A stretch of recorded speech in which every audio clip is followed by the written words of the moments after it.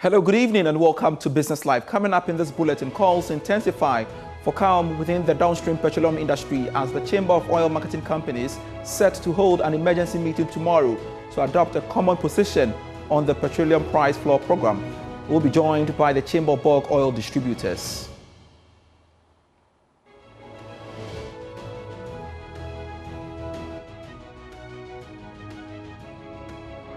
Also in this bulletin, International Monetary Fund indicates it will review Ghana's debt classification to a more favorable position by April this year. Plus, Gold Board and Gold Coast Refinery seal deal to refine gold for local trade and export. Of gold that is exported by Gold Board every week will not be exported in its raw form, but will be refined to minimum purity of 99.5%. We have details of these and more lined up for you. Please stay on.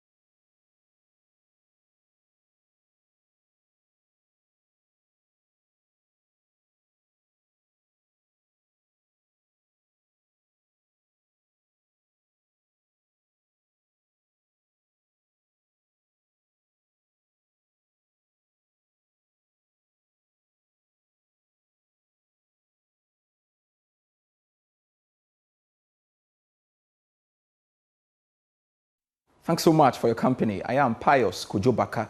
And look now at our stories. In less than 24 hours, the Chamber of Oil Marketing Companies will hold an emergency meeting to adopt a common position on the petroleum price floor program. And this meeting has become necessary following concerns about some members of the chamber that the policy is outdated and counterproductive. And this has attracted divergent views about the total scrapping of the program in a deregulated market. As more reactions pour in, we would like to also hear from another stakeholder ahead of the meeting tomorrow. And the Chief Executive Officer of the Chamber of Bulk Oil Distributors, Dr. Patrick Kweku-Ofori, joins us via Zoom for a conversation on the back of that. Thank you so much, sir, for agreeing to speak to us here on Business Live. Really, what's the current position of the bulk oil distributors on the floor pricing policy, especially at a time when fuel prices are relatively low? Thank you and good evening to your viewers and listeners. Our position as a chamber has been consistent, and it has always been that we support policies and regulatory measures introduced by the regulator to promote sustainable and efficient downstream petroleum sector that seeks to also protect not only consumers but anybody within the value chain, and especially extending it to even workers who works at these pumps, fuel attendants, their occupational health, and those who are being paid, and that their pay should also be at least, if for nothing at all, a minimum and a living wage. So we basically push for fairness across all board. And I've heard the argument that others are making that the floor pricing is archaic. It is not. 15% of the downstream market is controlled by illicit and non-compliant oil marketing companies. Those who are owing the tax authorities, those who are failing to pay the required income taxes. And with the floor price, the tax authorities are able to know the volume of product that you've treated, and based on this, what profit margin you've made to enable them even calculate taxes and know what variables within your price build-up or your cost item that they will either allow or disallow. And these are measures that came in based on industry consultation. That was not just the introduction of the regulators waking up one morning to do that. Why do we say this? At a point in time, if you've forgotten, in 2004 or 2003, we all came to the realization of the number of illicit petroleum products that were being sold in the market. others who were even cited for UPPF infractions. And these are all other aspects that we need to probe into and ensure that the regulator provide a fair, level playing field.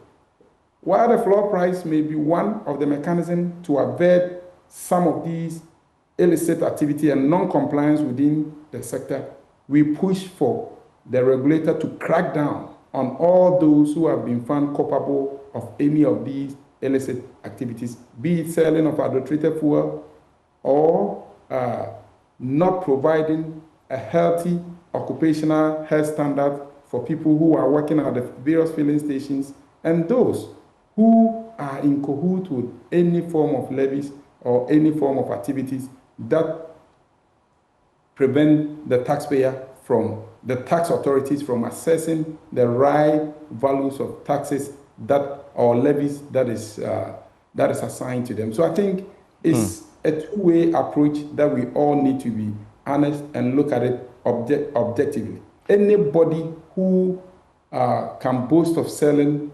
below the floor pricing needs to somehow be investigated in terms of how he's getting it. If you are selling at a cost, we need to find out how you are balancing the books to make that make the business profitable. And the good thing is that tomorrow, the COMAC, we understand, will be having a meeting. What are your expectations? What are you looking forward to? We expect that level heads should prevail, and they should also look at the business continuity and the sustainability of the sector. We don't want unhealthy business practices and competition to lead the entire downstream into a ditch. I would rather prefer to have a floor pricing, whereby at any point in time I can walk to any filling station and get credible oil marketing companies to buy from, than to have a situation whereby it is all for all, free for all, and then buy an illicit product into my car that will create more problems. All right. I also want to contribute to a fair jurisdiction where the attendant who is serving me is paid his or her required minimum salary.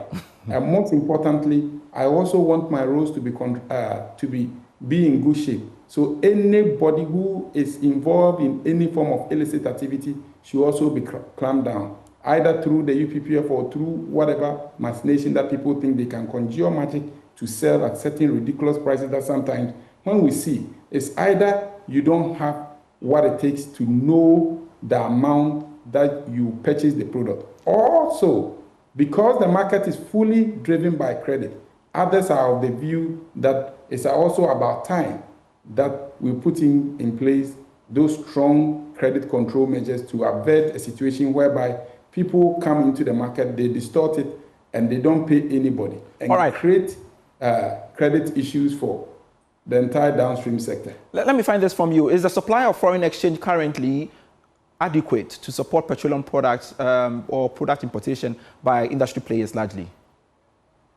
Predominantly, I would say yes. Kudos to the Bank of Ghana and his team for that engagement that we having. Currently, we've sent out, we realized that at the beginning of the year, the demand has been relatively high. You check today, most of our members, the demand that we're looking for, the numbers that we're expecting were not necessarily adequate, but we are in touch with the central bank to ensure that subsequently we are able to provide them with the required data for the rest of the quarter so that they can come to the market with our demands. But we can confidently say that there isn't any cause for alarm for us to be scared of forest availability or inadequacy. All right, that's fine. That collaboration will work perfectly well for us. Quickly, your thoughts about the revival of Tema Oil Refinery as a local refinery option. I guess this is welcoming for you. It's a great news for all of us. Don't forget, we're talking about forests with Tor and Sentio coming on stream. So far, Sentio has demonstrated that consistency, and we're hoping that Tor can match that and follow through. So we currently engaging both sides to ensure that if we can have their production profile and see how best we can engage further to have that mix, whilst we require the import to keep them on their toes so that we don't just corner the market. And even in any case, when you combine both production levels together, we still will need to import. But we also need a situation whereby we can provide that enabling environment that will enhance fair competition, that nobody in the market will also be taking advantage of. But with them coming, clearly, it brings good news for us as we intend buying from them, and per the regulatory mechanism, we're going to buy from them in cities, and that is something that we intend to enhance our dealings and collaboration with them. The bit of issues that we may have is the logistics challenges that we may have in terms of loading from some of the refineries and the road inability. But we're hoping that with the construction of some pipeline ongoing, we should be able to evacuate product from the refineries to the other depots, and then the other part of the country will be easily coordinated so that we can assess fuel at a relatively competitive price. Dr. Patrick Ofori, thank you so much for your time, Chief Executive Officer of the Chamber of Oil, Bulk Oil Distributors. Grateful having you on. Now, away from that, the International Monetary Fund has indicated it will review Ghana's debt classification to a more favorable position by April this year. And this follows the fund's earlier decision to classify Ghana as being a high risk of debt distress, despite notable progress in the country's debt restructuring efforts. Speaking to Joy Business, International Monetary Fund country representative Dr. Andrea Alta said the assessment was based on specific economic considerations. Debt indicators have improved significantly, and the report fully acknowledges that. But given that these gains are primarily driven by the cedi appreciation, which eventually was driven by exceptionally unprecedentedly high gold prices, hence it remains vulnerable to reversal. So all these gains could be reversed. What the report says as well is that these gains and the debt sustainability will still be assessed again at the last review, and there are good prospects that an upgrade could come at the last review if the current trends will continue. What basically means is that the team wanted to have more time to show clearly that the data and the assessment, the objective assessment, and the gains that ultimately were acknowledged in 2025 are persistent and entrenched. And that's why they mention that the assessment remains data driven, and the prospects for an upgrade are positive. And so if we meet in April, or we do the country assessment in April, and the indicators are still looking good, there's a likelihood that the staff would review this assessment when it comes to Ghana still being classified as high risk of debt distress. That is the situation. The situation is that we hope that the current trends will continue. We want that the government and the authorities continue to build resilience, build buffers, continue with the fiscal discipline, and together with the debt restructuring progress. So if that is also finalized before the last review or the last board, that will allow us to upgrade Ghana's rating to moderate. All right, let's explore this angle further. Let's get on to Zoom and speak with financial economist at the Department of Finance of the University of Ghana, Mohammed Jabri. Thank you so much, sir, for agreeing to join us here on Business Live. And you've heard the IMF. They have indicated they will review Ghana's debt classification by April. In your view, what key indicators or reforms will weigh most heavily in the assessment? Yeah, just as he indicated, when we look at it, the stability of the macroeconomy is important to ensure that you have a good sustainability perspective.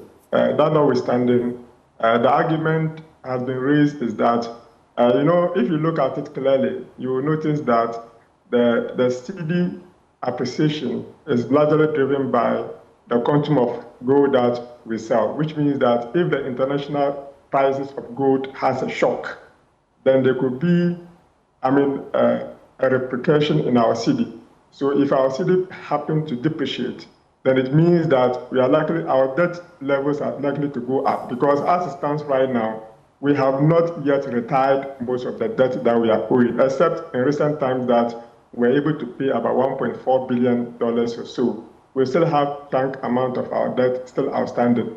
So currently, as it stands right now, because the city has been appreciated, you will notice that it has helped to bring down the debt to GDP ratio.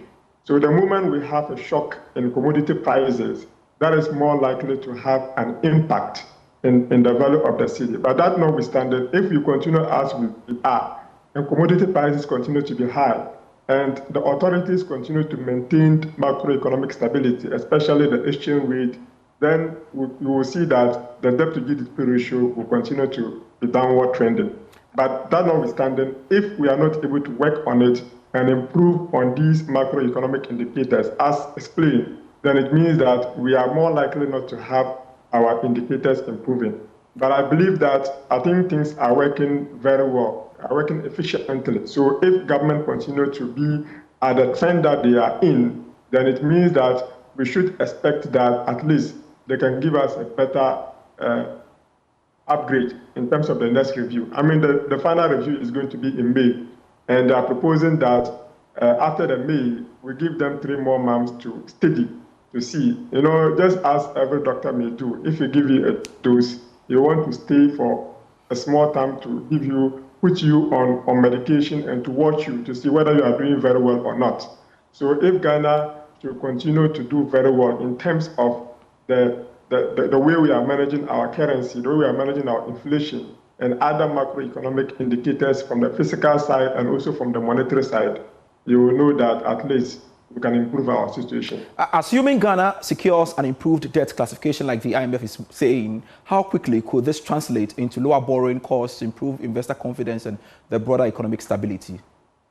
Well, the IMF is equally proposing that since the macroeconomic indicators are improving, we make some amendment to our monetary policy clause, which means that if they were given a target of, let's say, monetary policy rate should be 15 plus 2%, or should be 18 plus 2%, or minus 2%.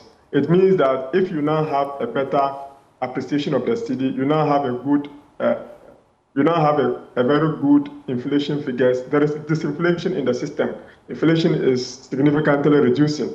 And also, if you look at it, you also notice that the treasury rate is also significantly reducing, which means that it has to have an impact on the monetary policy rate. So at the end of the day, if they are able to revise the monetary policy band, just like they have said in their last review, the 5th review, it means that at least at the end of the day, the Bank of Ghana will be forced to bring their monetary policy rate down. And you know very well that monetary policy rate plays a critical role when it comes to the interest composition, especially the Ghana referencing rate.